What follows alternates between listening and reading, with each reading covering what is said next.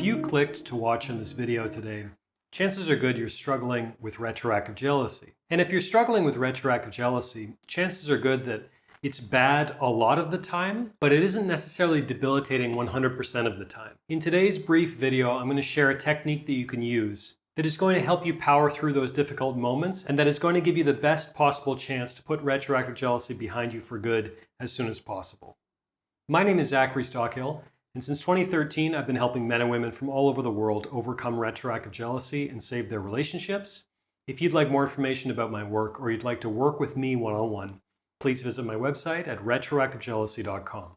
For the people who are watching my channel for the first time, the term retroactive jealousy refers to unwanted intrusive thoughts, often obsessive curiosity, and what I call mental movies about your partner's past relationships and/or dating/sexual history. And when you struggle with retroactive jealousy at the extreme end of things, which was certainly true for me, over 10 years ago when I was dealing with this issue, it can often feel like your entire life is consumed by these painful, unwanted, intrusive thoughts about your partner's past. But even if you're at the extreme end of things, there's a very good chance that you have at least certain moments of clarity, certain moments when you're feeling calm, you're feeling grounded, you see things a little more clearly, you see your partner's past a little more clearly, you have a bit more grounded and healthy perspectives. There's a good chance that you have at least some of these moments, even if you're struggling with retroactive jealousy at the extreme end of things. By the way, if you are struggling with retroactive jealousy at the extreme end of things, in other words, most of the time you feel pretty terrible with regards to this issue, it's time to try something different. Now, I'm not necessarily telling you what that different should look like, but I'm reminded of that famous expression, if you keep doing what you're doing, you're going to keep getting what you're getting. In other words, it's time to try something new. Maybe that involves signing up for a program like mine or someone else's. Maybe that involves signing up for coaching with me or someone else. Maybe that involves booking a therapy session and finding a good therapist in your area. Whatever that looks like for you, the chance is it's time to try something new. But anyway, back to the point, back to the subject of today's video. So you're struggling with retroactive jealousy at the extreme end of things, but it's probably not 100% of the time. You probably have certain moments of clarity. The exercise that I wanted to recommend in today's video is pretty simple.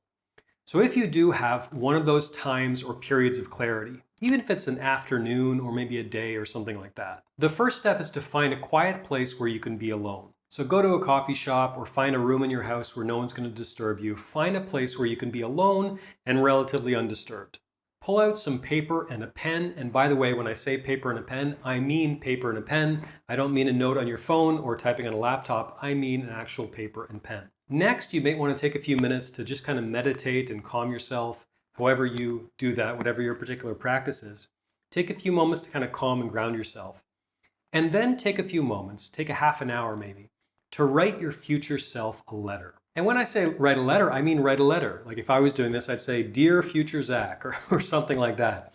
If you think that's corny, that's fine. But the point is you're addressing your future self. I want you to write a letter describing exactly how you feel, any conclusions you've come to, any perspectives you have right now when you're feeling calm about your partner's past and this whole issue of retroactive jealousy. So for example, in certain moments, you may have more clarity about what's really important in your life and your relationship. You might have a little more clarity about what your partner's past really means in the grand scheme of things. You may be trusting your partner's words and their reassurance more than you have in the past. You can even write down something that your partner said to you recently that you found particularly grounding, particularly comforting, particularly reassuring. The point is, think about how you're feeling right now. Think about how you see things right now, how you see retroactive jealousy, how you see your partner's past, how you see your future, how you see your relationship.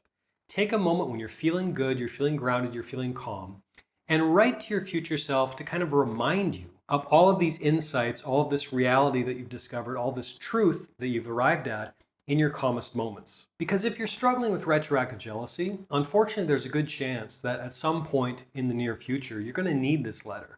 You're going to need to remind yourself of all this clarity, all these perspectives, all this insight that you've arrived at in one of those moments when you're not feeling calm. In one of those moments when you're feeling stressed, you're feeling anxious, you're feeling agitated.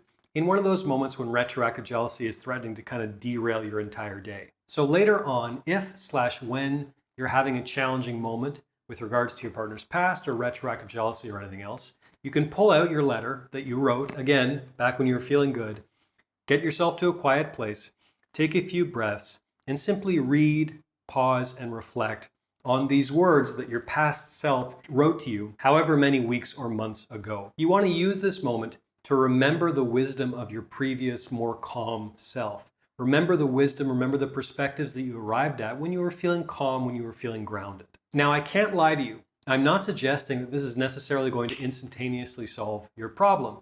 It might not work like that. But I would imagine, if only for a few brief moments, this exercise is probably going to help you regain at least some of that calm, at least some of that perspective that you had back when you wrote that letter.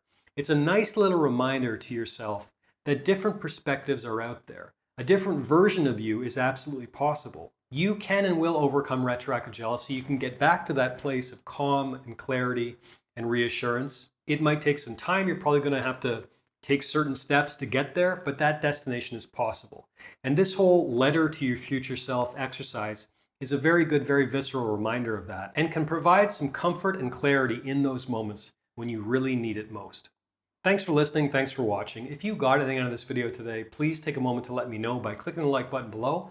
I will also ask you to please leave a comment telling me your thoughts, and while you're at it, please be sure you are subscribed to my channel as well to be notified of new videos moving forward. Thanks again for watching, and I'll talk to you again soon.